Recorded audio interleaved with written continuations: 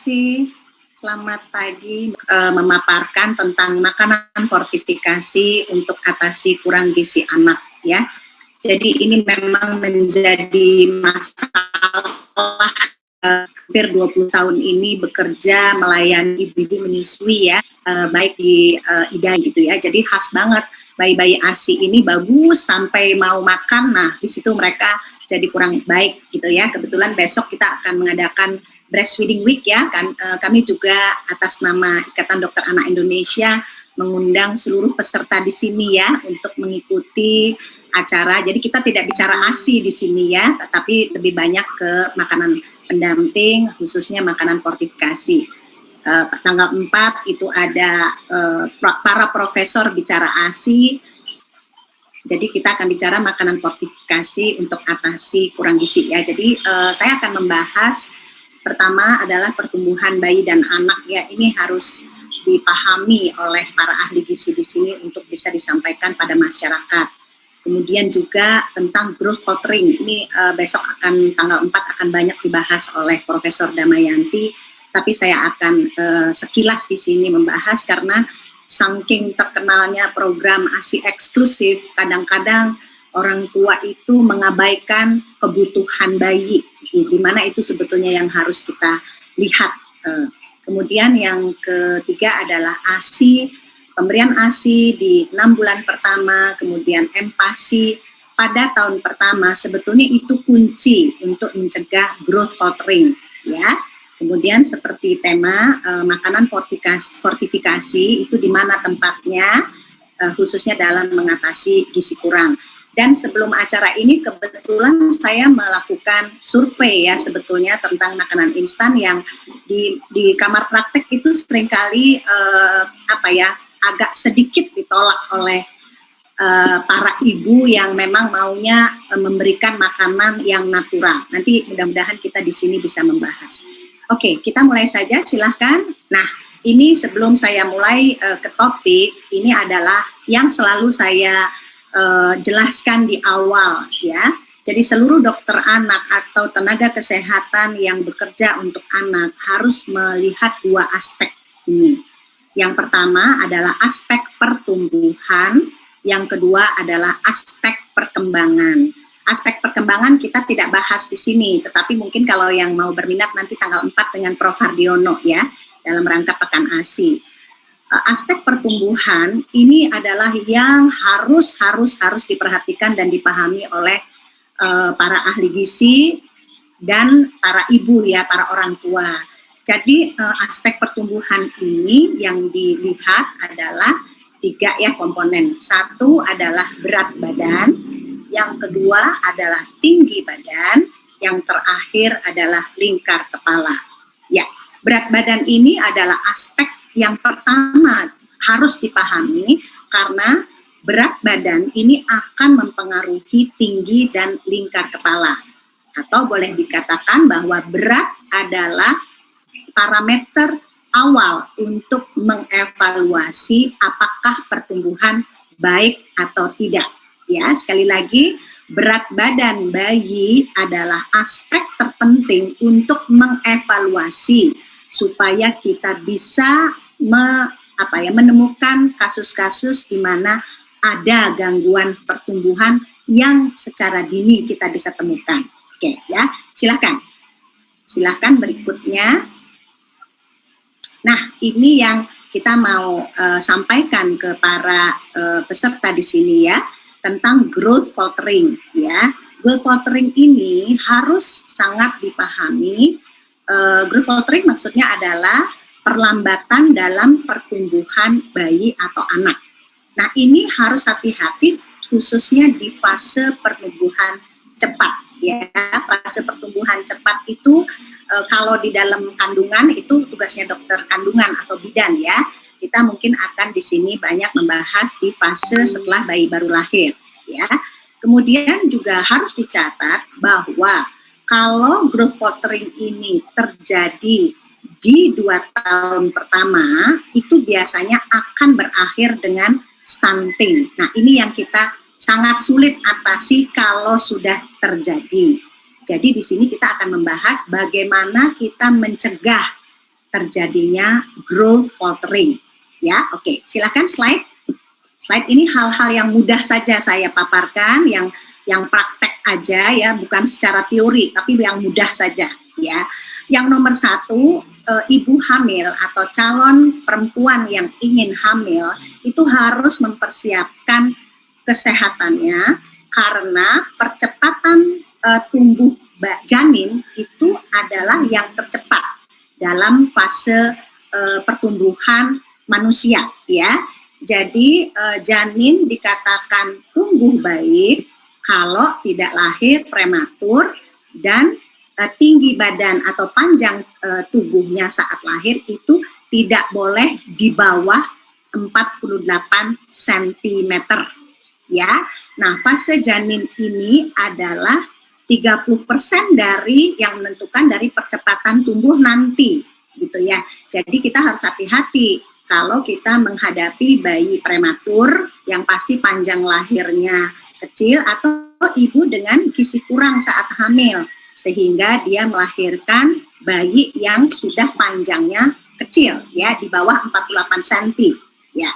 Kemudian fase yang berikutnya setelah lahir adalah fase yang kita sebut fase bayi.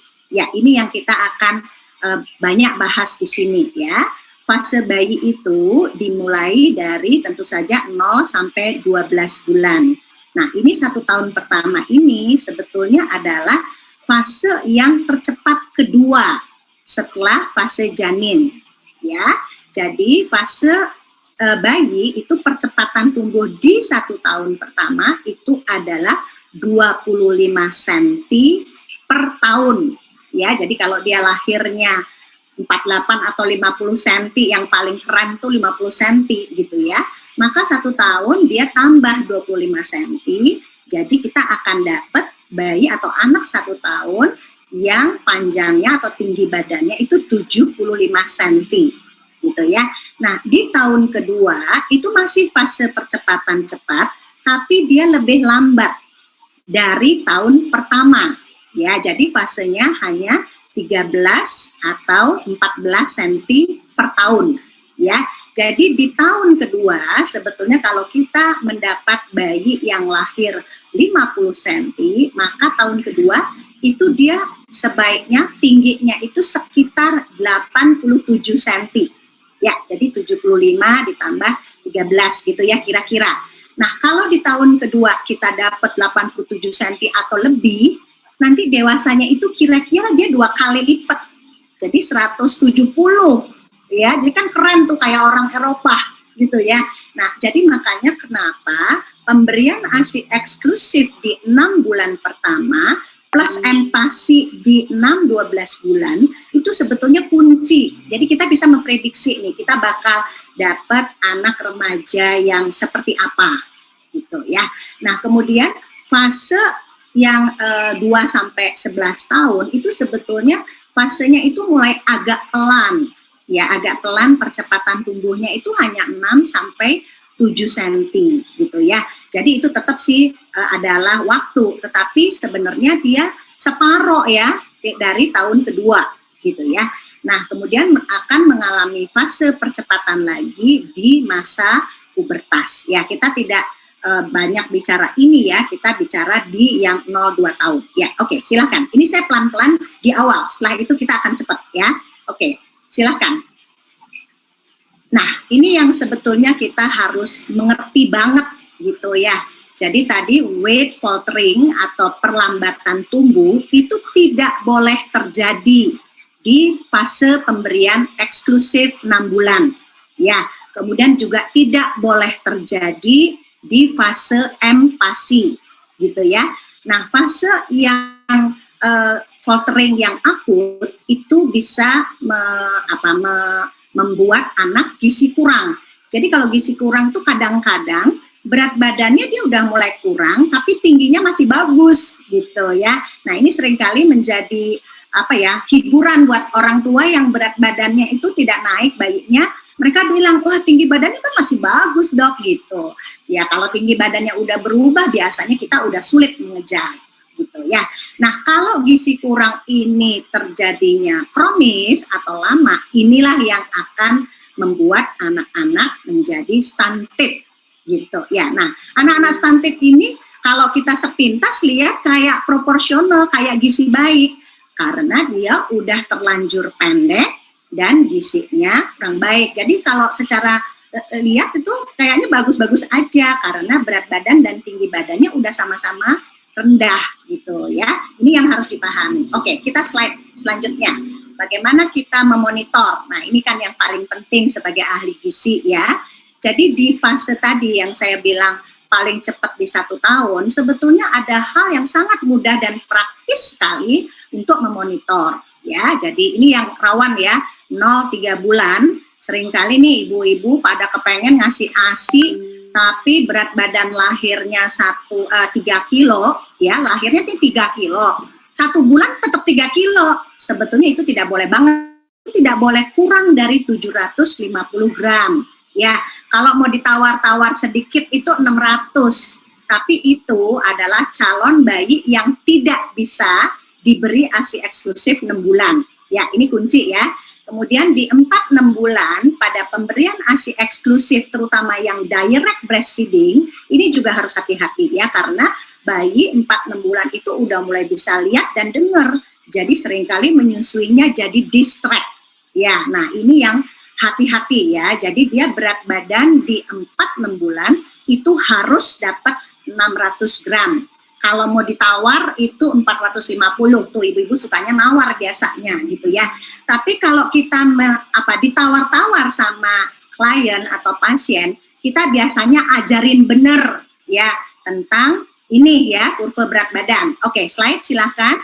Kenapa ini menjadi hal penting? Karena tadi 1 tahun pertama itu dia cuma naik 2 kilo per tahun. Jadi artinya per bulan cuma 100-200. Dan di 1 tahun pertama atau 10 kilogram pertama itu 60% nutrisi itu ke otak. Nah ini yang selalu guru saya ya, guru kami Profesor Damayanti, Profesor Hardiono atau para sesepuh semua di Ikatan Dokter Anak Indonesia menjadi sangat concern ya karena grafik berat badan itu seringkali kurang dipahami bahkan seringkali tidak diisi gitu ya. Jadi saya pribadi ya memang selama hampir 20 tahun ini mendedikasikan diri saya untuk mengedukasi langsung orang tua saja. Ya buat saya ibu dan orang tua adalah partner terbaik ya. Karena mereka itu kan memperhatikan hanya 1 anak ya. Kalau kami kan banyak sekali gitu ya. Ini adalah kurva yang harus dipahami juga oleh para peserta di sini ya. Jadi ini mungkin kelihatannya gampang ya, tapi kalau nggak pernah diisi jadi nggak tahu gitu ya. Nah ini garis horizontal adalah garis usia, kemudian garis vertikal ini adalah berat badan. Nah kita lihat ya di yang pertama nih ya, yang warna hitam nih bulat-bulat hitam.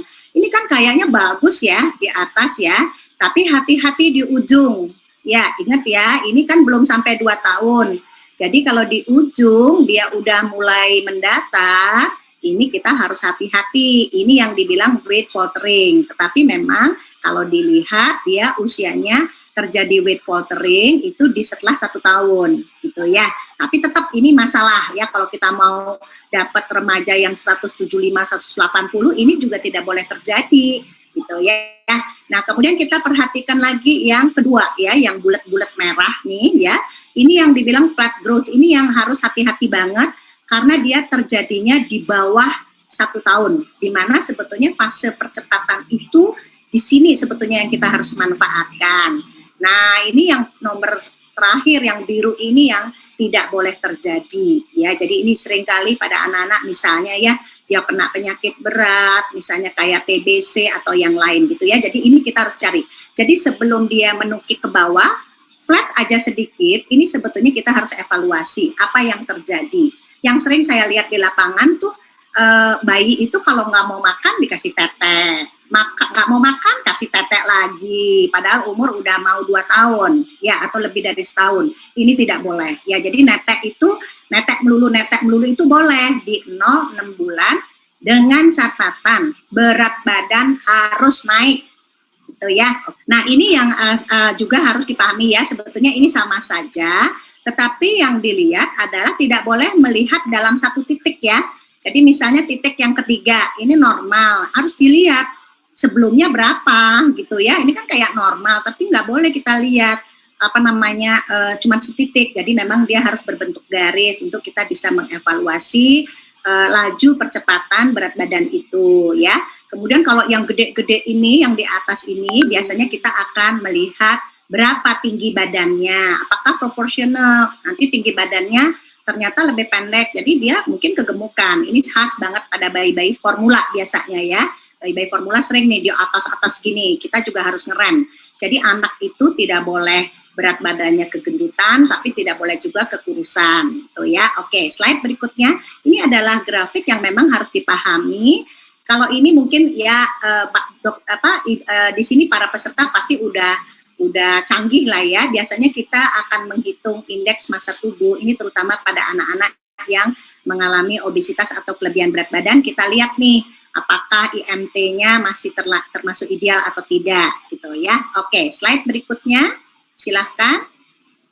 Nah, ini kemudian untuk yang tinggi ya. Kalau yang tinggi kan kadang-kadang persentalnya di atas banget ya, atau Z-score-nya tuh di atas banget. Kita lihat aja kalau selama berat badannya baik, berarti ya kita nggak usah khawatir. Tuh ya, ini adalah basic yang saya rasa ini kurang diperhatikan, terutama pada bayi-bayi ASI eksklusif yang kalau ibu-ibu yang fanatik ASI bilangnya yang S1-nya itu udah tamat. Nah, menuju S2 itu tuh yang seringkali nggak dilihat laju pertumbuhan, berat badan, tinggi badan itu kurang diperhatikan. Padahal ini kunci. Ya, oke. Slide berikutnya, ini adalah dasar-dasar. Ini tadi saya sudah sebutkan bahwa growth watering ini hati-hati kalau terjadi sebelum usia empasi. Ya, oke.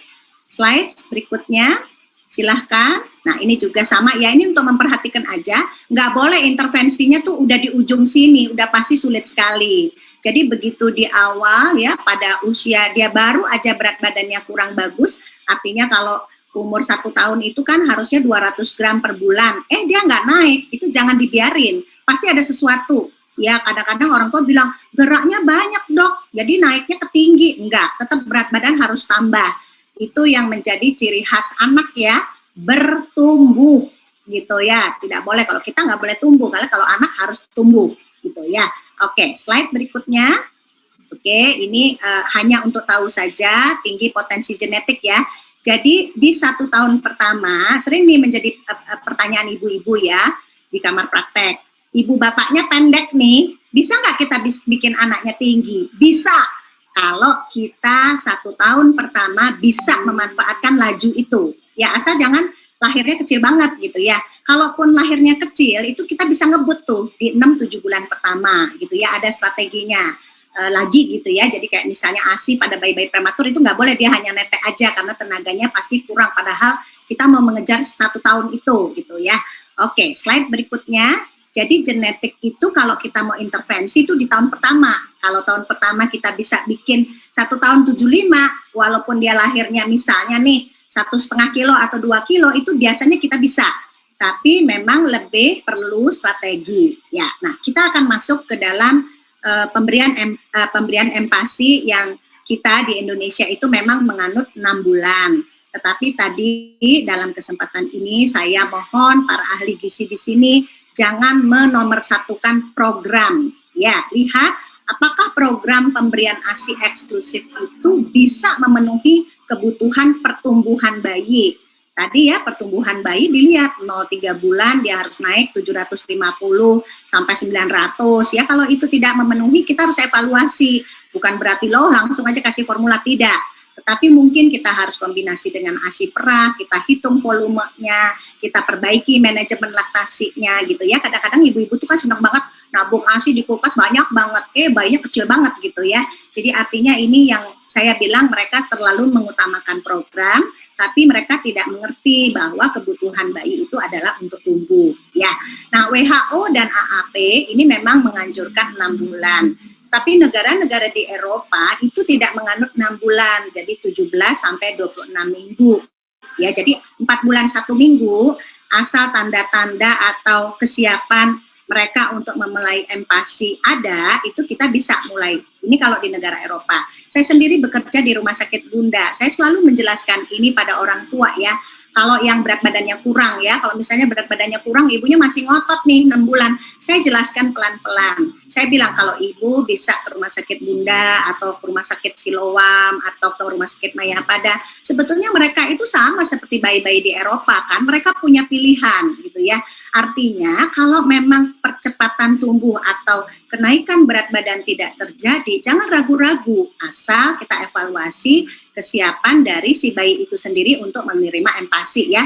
Kesiapan gizi itu apakah dia udah kepengen makan, yang dibilang responsive feeding, apakah motorik kasarnya menegakkan kepalanya ada, itu adalah hal-hal yang harus kita lihat gitu ya. Jadi, nah kemudian kalau bayinya menerima mix feeding atau dari awal mereka sudah tidak menerima ASI eksklusif, mereka mix ya antara ASI dan formula, ini juga cukup banyak. Itu tidak usah menunggu 6 bulan, jadi mulai saja di 17-26 minggu. Karena sebetulnya kalau mulai empati itu bayi itu nggak bisa langsung banyak. Nah, jadi artinya kalau yang mix feeding itu sebetulnya jangan nunggu 6 bulan, kadang-kadang dia kegendutan kalau dia menerima formula saja apalagi gitu ya. Nah, jadi saya tekankan kembali pada kesempatan ini, program ASI eksklusif 6 bulan itu sangat tergantung apakah kita bisa kerjakan 6 bulan atau tidak, itu tergantung dari pertumbuhan dan kebutuhan bayi. Ya, oke, slide. Mbak Tika, kalau saya kelebihan waktu minta tolong diingatkan ya.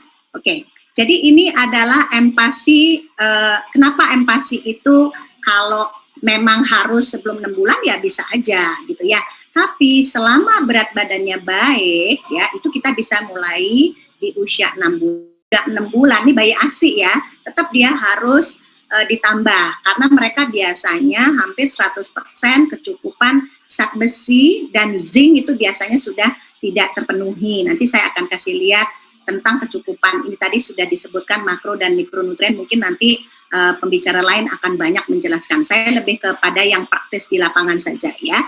Semakin tua bayi, maka senjang energi, senjang kebutuhannya yang tidak ada di ASI itu semakin tinggi. Jadi harus lebih banyak lagi dicari di empati ya. Nah, setelah usia setahun itu ASI itu hanya memenuhi kebutuhan 20%. Bahkan banyak yang kurang gitu ya. Bahkan banyak sekali anak-anak yang lahir 3 kilo ya, 1 tahun itu cuma 7,5 kilo ya. Itu bikin kita deg-degan gitu ya, kalau dia datang ke kita udah umurnya 11 bulan itu kita dalam hati udah rada pesimis gitu ya. Makanya sebenarnya kalau menolong itu sebetulnya yang bagus itu di 0,6 bulan itu harus dibikin bagus banget. Nah, setelah 6 bulan empatinya harus baik gitu. Ya itu biasanya kita bisa lah, kalau kurang-kurang dikit itu bisa dikebut. Tapi kalau dia udah setahun, kurang berat badannya jauh banget, itu sebetulnya kita susah banget kalau tidak pakai intervensi, salah satunya intervensi makanan fortifikasi itu akan kita jelaskan selanjutnya. Oke, silakan. Silakan slide berikutnya. Nah, ini kita masuk ke makanan fortifikasi dan permasalahannya ya.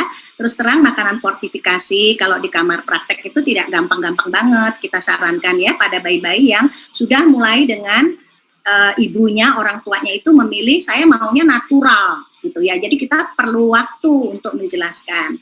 Nah, kebetulan banget saya punya hasil survei yang secara cepat ya. Waktu itu kebetulan saya ada inilah mengevaluasi, kok susah banget ya merekomendasi makanan fortifikasi itu, maksudnya mengadvis baru kita ngomong makanan instan itu udah langsung dipotong sama ibu-ibu. Jadi saya ingin tahu secara cepat. Nah, waktu itu ada survei, kami melakukan survei secara cepat aja ya. Kalau sosial media itu kan untungnya itu ini sebetulnya ya. Jadi kita bisa mengedukasi dengan jumlah yang mendengar banyak, dan kita mengevaluasi apa sih yang dibutuhkan atau informasi apa yang mungkin harus kita sampaikan banget nih pada ibu-ibu gitu ya.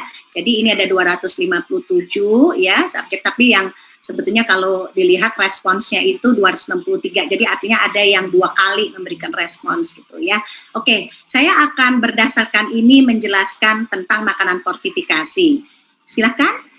Tidak semua saya jelaskan, tetapi mungkin 3 yang teratas ya. Jadi yang sering ditanyakan berapa banyak, berapa kali makanan instan itu diberikan. Kemudian orang tua juga sering bertanya tentang keamanan makanan instan kalau dikonsumsi anak. Kemudian juga kenapa sih merekomendasi makanan instan gitu ya? Sebetulnya ini sih kalau saya pribadi banyak pakai di anak-anak yang mengejar pertumbuhan gitu ya. Oke, atau anak-anak yang mau diajak traveling misalnya ya. Oke. Kenapa? Nanti saya akan jawab kenapa. Silakan. Silakan. Kita di sini sepakat mau mencerdaskan masyarakat. Jadi kita harus tahu persis ya apa yang harus diperhatikan pada pemberian makanan instan, gitu ya. Ini adalah pertanyaan yang diambil baik dari kamar praktek, cocok tuh sama yang disurvei ya. Berapa banyak sehari, kemudian apakah kalau anak selalu dikasih makanan instan itu jadi baik, apa yang harus diantisipasi, kemudian kalau makanan instan itu setiap kali makan itu bisa nggak sih hanya dicicil makan pagi aja, atau itu pertanyaan yang sering ya, yang dari survei dan baik di kamar praktek maupun dari survei itu cocok ya. Slide silahkan berikutnya. Jadi untuk menjawab pertanyaan-pertanyaan tadi, saya seringkali kita harus menjelaskan. Jadi sebetulnya ya kalau bayi-bayi yang bisa menyelesaikan ASI eksklusif, 6 bulan itu tidak semuanya dia kondisinya baik gitu ya. Secara teori memang usia 6 sampai 8 bulan itu dia perlunya sekitar 200 kalori gitu ya. Tentu saja ini catatannya asumsi kita 80% bisa dipenuhi oleh ASI gitu ya. Nah, ini akan sangat sulit kalau dia direct breastfeeding. Ya, tapi kalau direct breastfeeding, grafik berat badannya baik, itu bisa. Tapi kalau direct breastfeeding, berat badannya udah tersendat-sendat, biasanya kita harus kombinasi dengan menghitung ASI perah, sehingga kita bisa menghitung persis berapa kebutuhan kalori yang memang harus kita kejar di dalam makanan fortifikasi itu, gitu ya. Jadi makanan fortifikasi memang lebih pasti dalam memenuhi kebutuhan kalori, apalagi kalau kita mau mengejar berat badan atau pada bayi-bayi dengan masalah, gitu ya. Oke, slide berikutnya. Nah, kemudian ini sebenarnya yang banyak ditanyakan oleh para ibu ya, makanan rumahan versus makanan instan ya. Mana yang lebih baik kandungan nutrisinya, mana yang lebih baik untuk kesehatan anak, mana yang lebih baik untuk digunakan mulai empasi, makanan instan atau makanan rumah gitu ya. Kemudian mereka juga tanya kalau udah pakai makanan instan boleh nggak sih pakai makanan rumah gitu ya. Terus apakah mereka ini nanti menjadi picky? Ini adalah pertanyaan-pertanyaan yang seringkali juga diajukan di kamar praktek begitu kita menyarankan makanan instan ya. Oke, slide berikutnya ini adalah pertanyaannya dan ini adalah penjelasan yang biasanya kami berikan ya. Memang sih makanan rumah ya tadi sudah didengung-dengungkan tentang zat besi ya.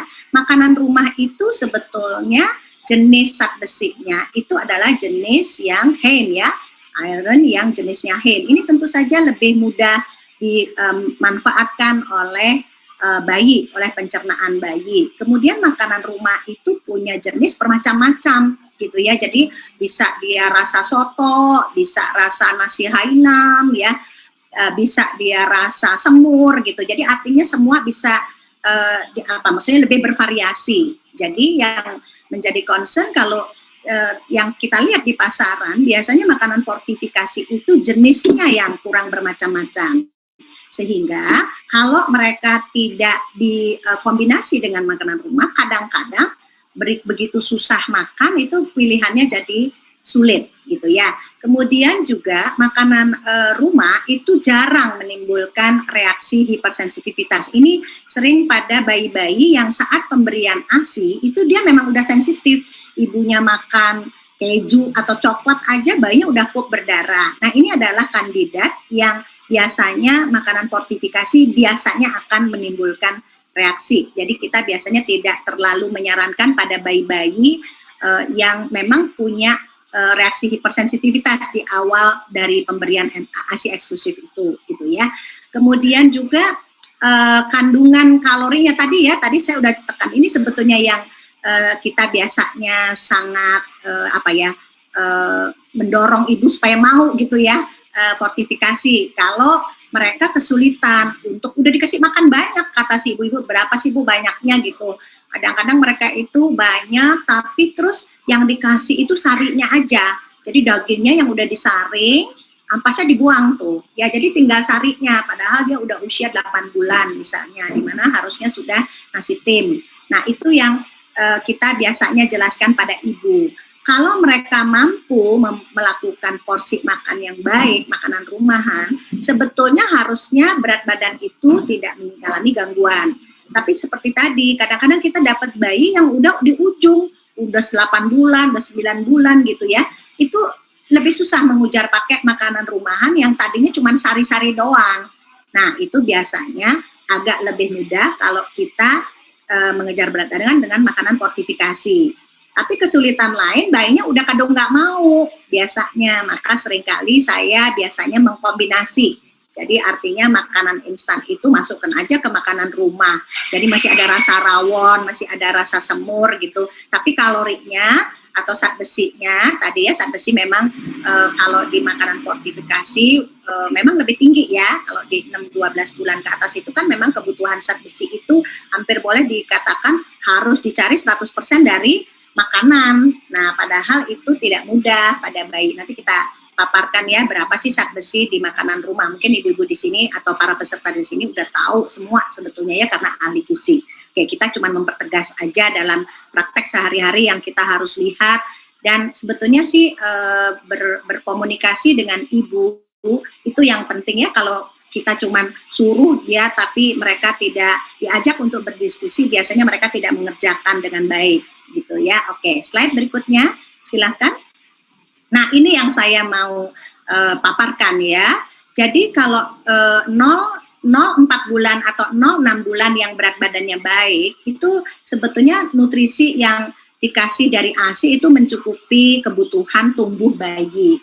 Tapi setelah 6 bulan itu biasanya, terutama di 6-8 bulan sebenarnya ya, karena bayi-bayi yang menyusui eksklusif 6 bulan terus makan itu agak susah memenuhi kebutuhan sebanyak yang kita mau ya gitu ya. Jadi kalau kita lihat di sini tabel yang berwarna hijau itu adalah kebutuhan nutrisi di usia 6-8 bulan. Kemudian yang biru adalah 9-12 bulan ya. Kita lihat di sini ya tentang zat besi dan seng. Ini adalah salah satu yang menjadi concern kita pada bayi-bayi ASI, di mana di atas 6 bulan hampir 100% kebutuhan zat besi dan zinc itu dicarinya di empasi. Ya, ini yang saya sampai melakukan parenting empasi ya.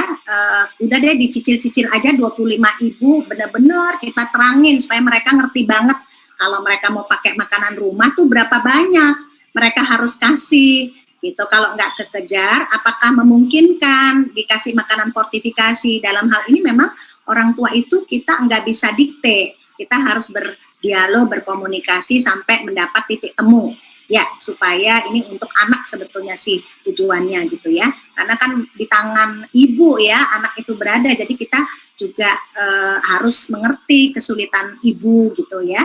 Oke, silahkan. Pokoknya yang di highlight ya utamanya, silakan boleh slide berikutnya dilanjutkan, diklik. Jadi yang harus terus diteruskan saja terus ya.